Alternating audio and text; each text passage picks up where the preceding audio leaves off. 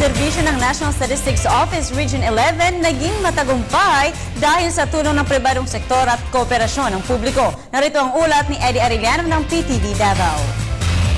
Isa sa pinakamahalagang ahensya ng ating pamahalaan ay ang National Statistics Office dahil dito manggagaling ang mga impormasyon na kailangan ng mga ahensyang pribado at ng gobyerno kagaya ng survey of population, agrikultura, mga negosyo at iba pa. Isa sa mga basic requirement naman sa pagkuha ng pasaporte maging sa pag-aaral ay ang authenticated birth certificate. Certificate of no marriage naman sa ikakasal maging marriage certificate claims. Mas kilala ang ini, so pupunta ka ng birth certificate, di ba? Pangalawang, ang pinaka-base mandate namin is to generate general purpose statistics.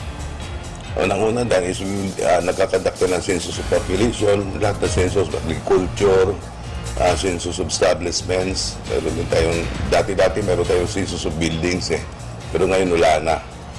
Hindi na discontinue yun, matagal na.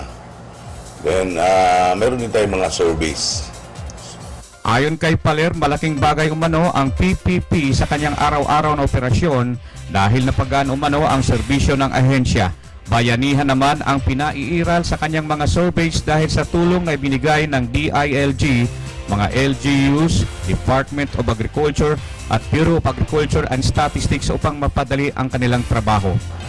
Ang partner agencies natin are DILG. Sila kasi may controls with our local unit. Sila yung kapartner natin.